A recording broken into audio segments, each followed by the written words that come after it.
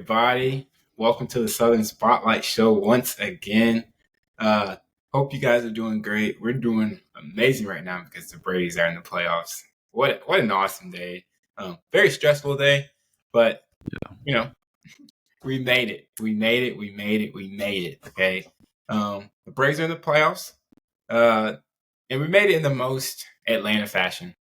All right, we made it in the most Atlanta fashion ever.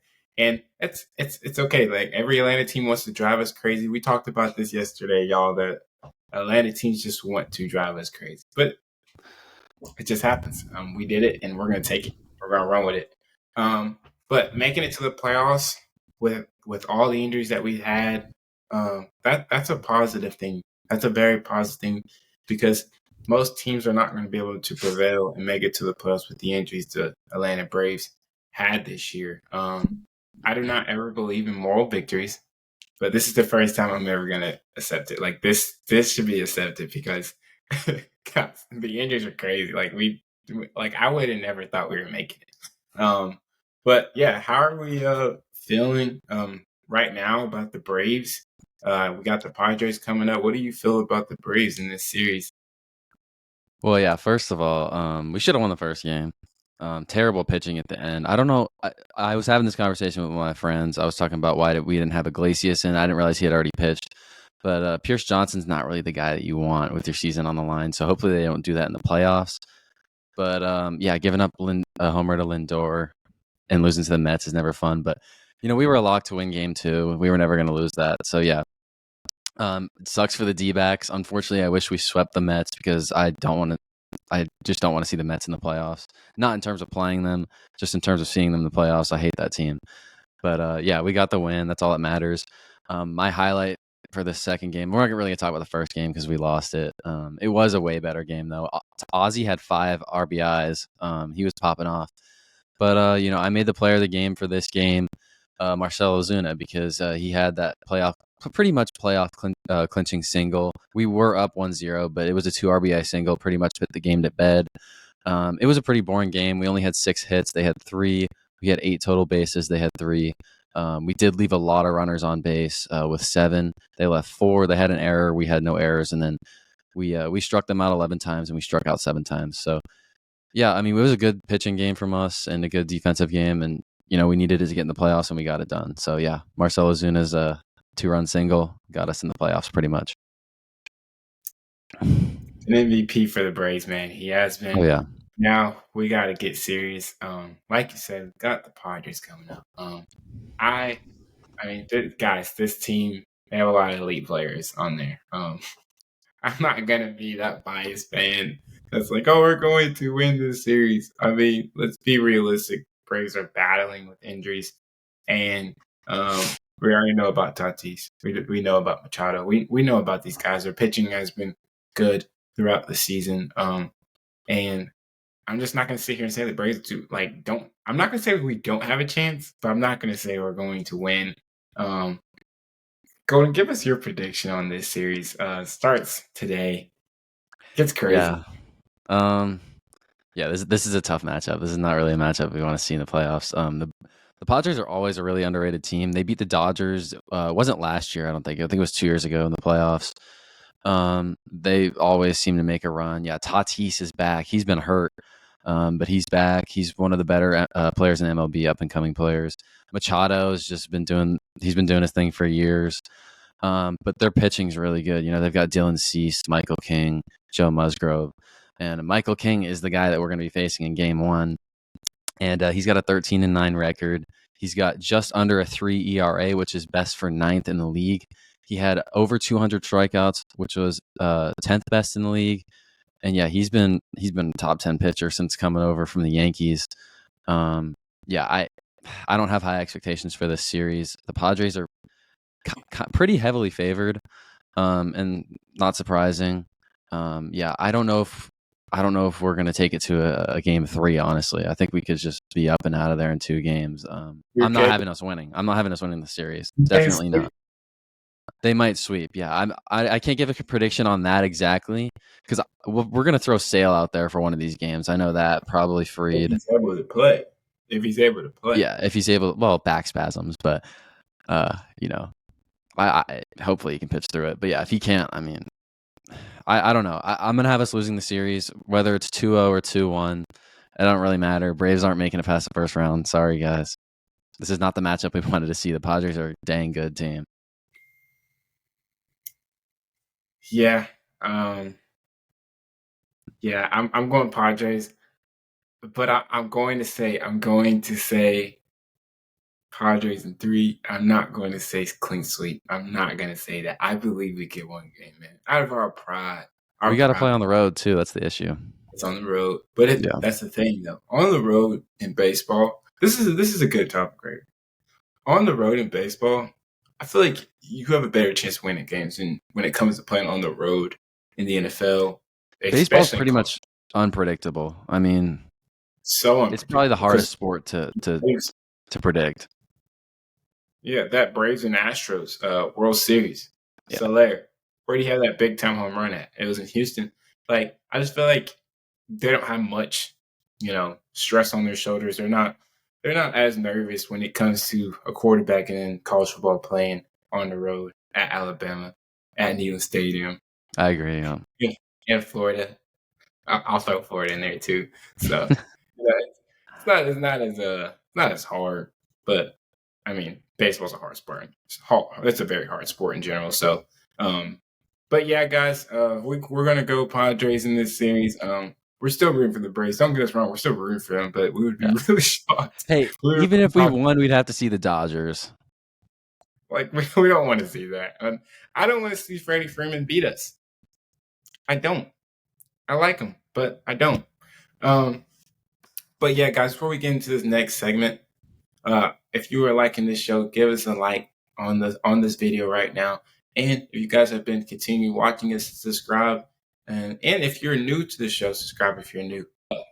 Before we get into this Falcons game, my apologies. We're gonna get on a player spotlight, and that is, come on, guys, our hero, the guy of the show, man, the guy who's been saving Falcons for years, and his name is Younghoe Koo. Let's get into it, man. Go to what you got for us about Younghoe.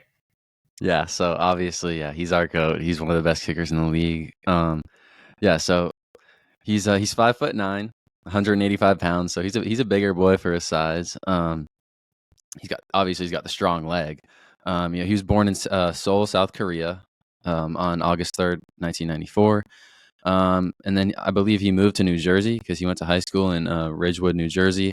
And in high school, as a senior, he went 32 for 32 in extra points, and he had 6 field goals with a long of 41. So his team must have done a lot of scoring if this dude only had 6 field goals. Must have played on a really good team.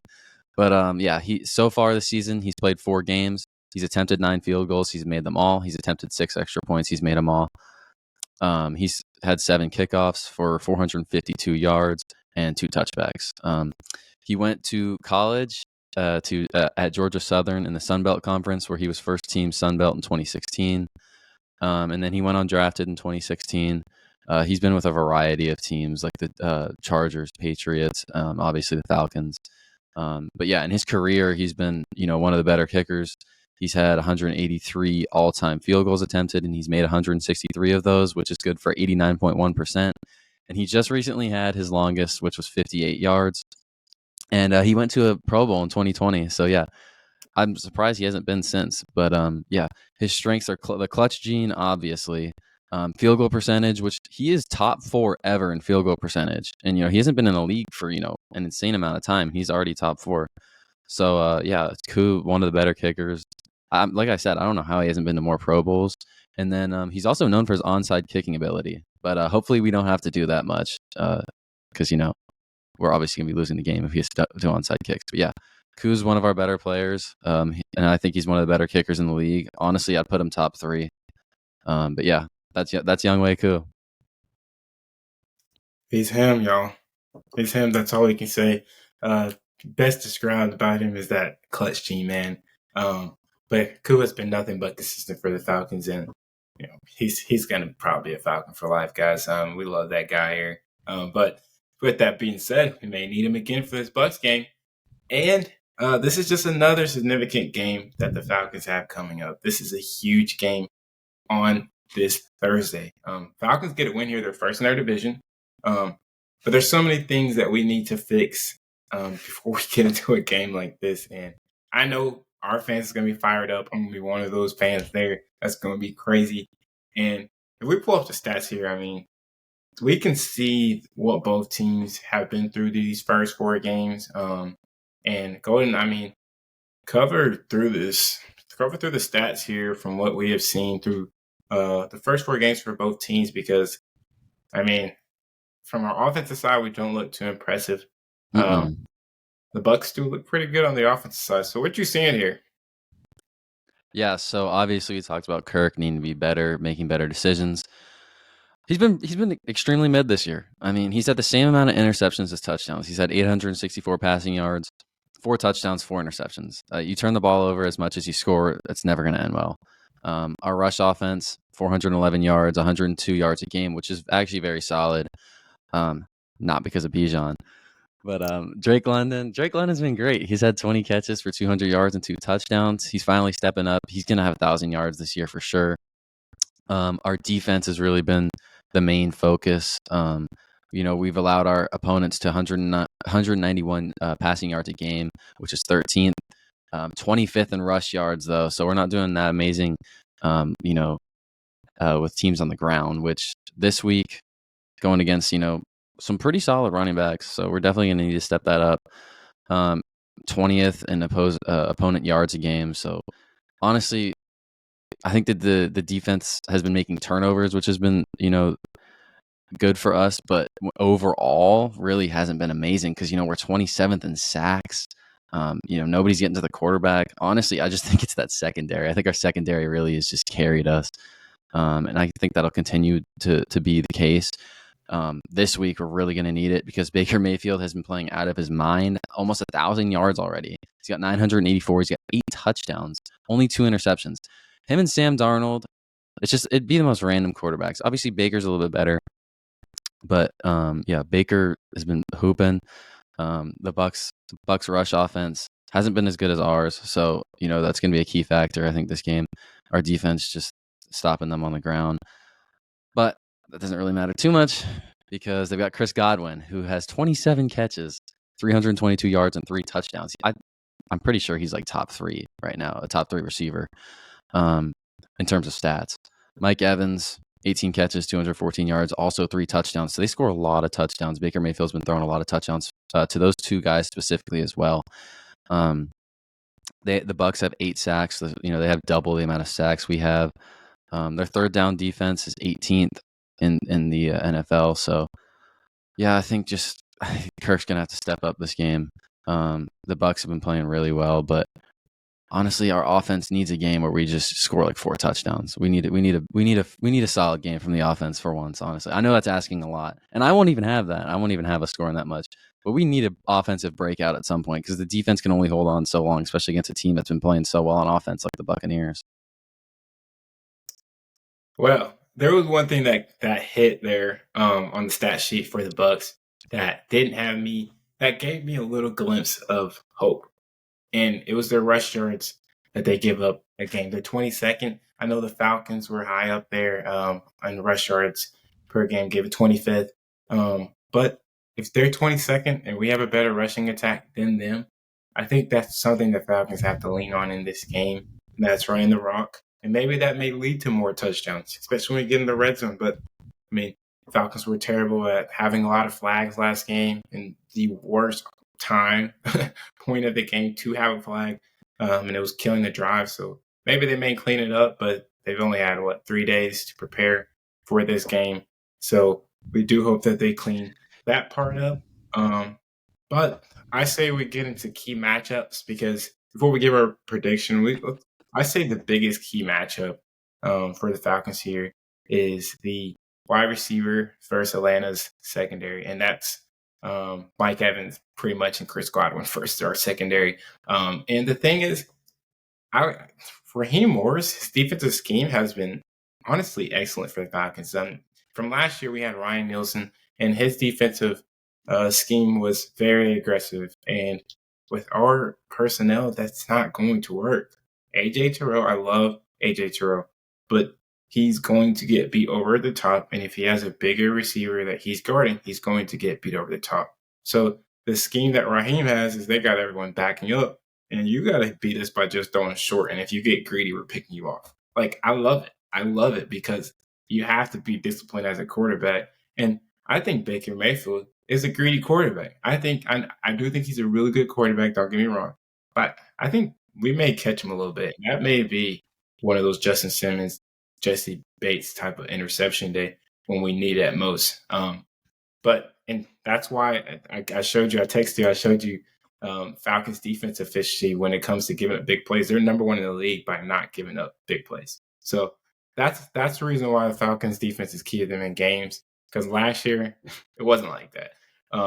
But yeah, I'm saying Bucs receivers versus Atlanta secondary, and hopefully our secondary makes a difference. Yeah, well, I'm going to be more specific with it, and I'm actually going to go with their secondary versus our offense. I'm going to go personally for Darnell Mooney versus Jamel Dean.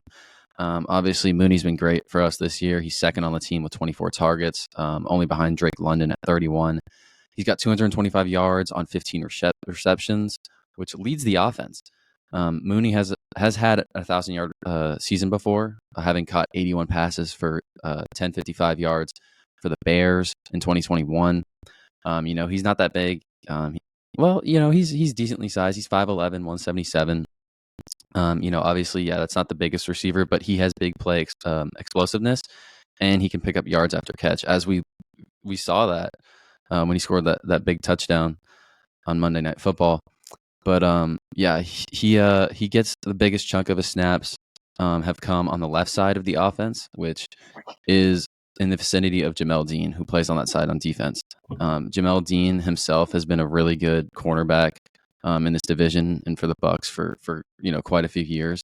He did have 2 pass breakups against the Eagles, including one which he should have made diving interception. But yeah, he's been part of a Bucs secondary that only allowed Jalen Hurts to complete 7 passes for 34 yards. I mean, come on. Like, he was locking it down. Dean will have a size advantage over Mooney, and he does have speed. But I think Mooney, big play, that ability, I think that's going to be the key matchup here is, a guy that no one's really expecting. I mean, yeah, we've seen Darnell Mooney making plays and being good this year, but I don't know if anyone's really going to be expecting him to break out on a Thursday night football game against the Bucs. So I'm going to have Darnell Mooney versus Jamel Dean being my key matchup here in this one. Well, I mean, I get it. Darnell's been great. Darnell's a tiny receiver, and he's probably been the most efficient receiver for the Falcons this year.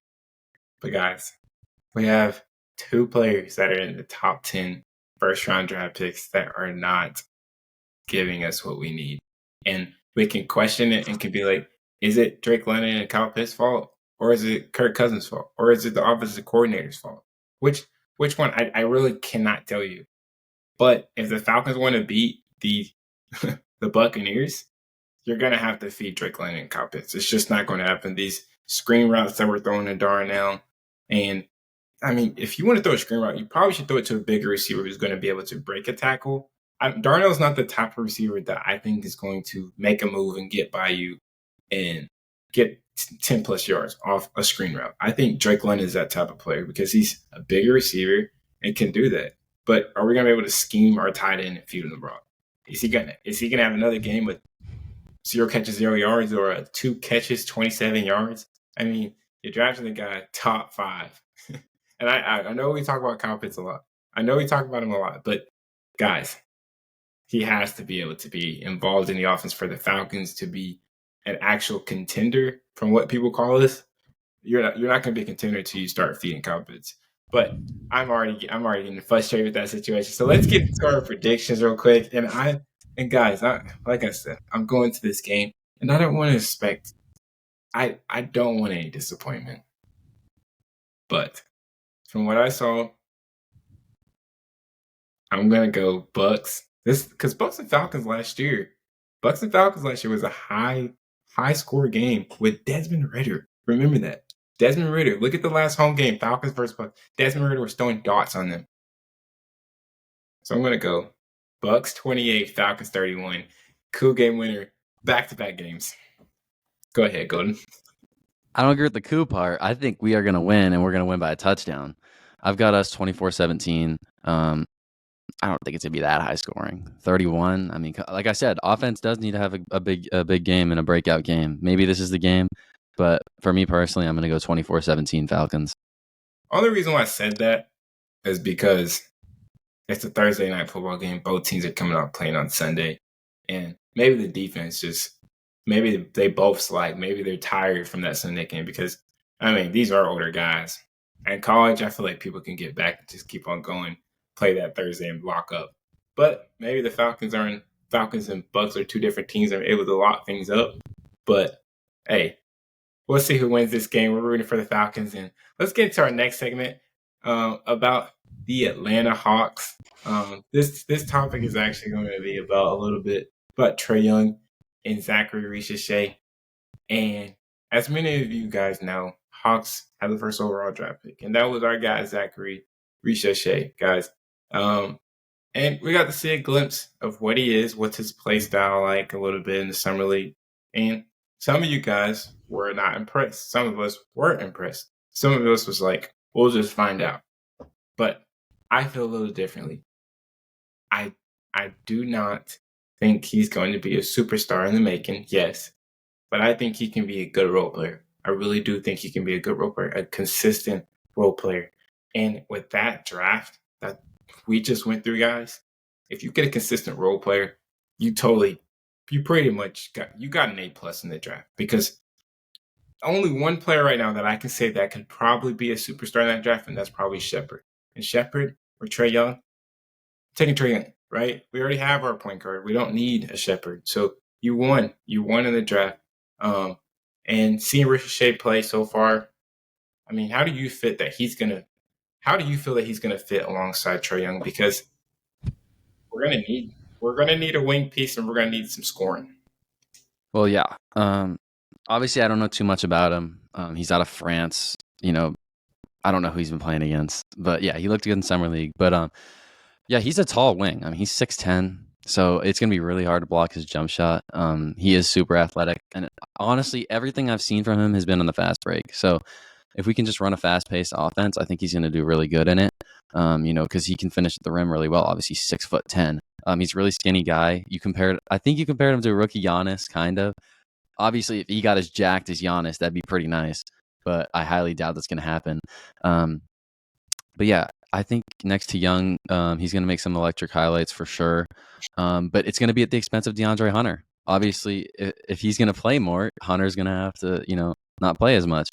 And we could have got rid of Hunter in the offseason, but we didn't.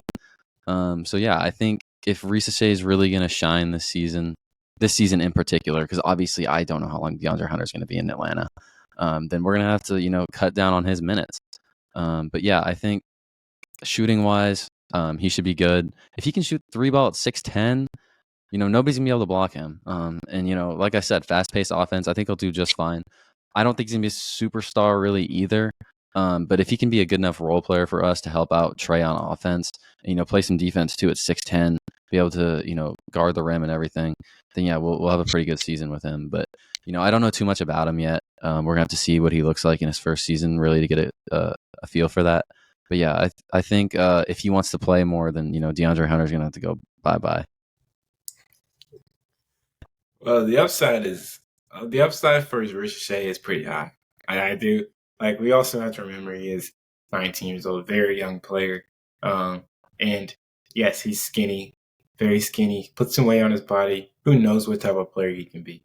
Right now, all we know is he's a shooter. We don't know he is the greatest defender because he hasn't guarded any NBA players, guys. He hasn't. So we can't really call him a defender. He's just a long wing that can shoot.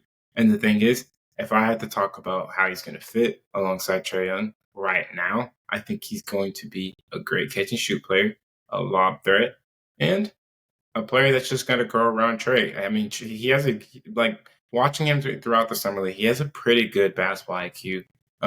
So we could also have a player that has another good basketball IQ, such as Dyson Daniels, Trae Young, Risacher. That's a lot of players out there that have good basketball IQ. And I didn't even mention Jalen Johnson, man. Like, come on, man. I'm repping the jersey today, man. So like, you put those guys together.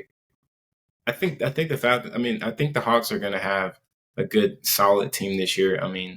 Better than what it was last year. And it's crazy to say because we don't have DeJounte this year, but Trey just needs people around him where he can control the offense. Trey, it's just what it is. When you bring in a guy like Trey Young, he's not a person to share the offense, and it is what it is. You can complain about it all you want, but last time we had the situation. Where were we, guys? In the Eastern Conference Finals. I'm sorry, like we were there, and I'm defending him, but Yeah, Jalen Johnson can be the guy that has a better season than Trey. that was a year where we didn't really have another superstar on the team, really another star. So could And be another Jalen, year. All-Star though. I think Jalen could be an All-Star this year. Oh yeah, for sure. I think so. But yeah, well, that's how we feel about Zaccharie Risacher. I think he has a good upside. We'll see more. I keep saying Falcons. Hawks. Hey, we'll talk more Hawks too. I mean, bro, that's our favorite team. We're gonna be talking a lot of Hawks, especially when the season starts and right before the season too. So Yeah, yeah, preseason start next week for the Hawks, and we all have our eyes on Zaccharie Risacher and all the talent around Trey Young. But yeah, guys, let us know what you guys feel about the Braves' upcoming game today. Give us your prediction. Also, give us your prediction on the Bucs and Falcons game. Let us know your key matchup for the Falcons and the Bucs, and give us a score prediction as well. And then also let us know what you think about Trey Young and Zaccharie Risacher and how they're going to fit alongside each other and your expectations for the Hawks season this year. But thank you guys for watching the show. Hit the like and subscribe button and have a good one. peace.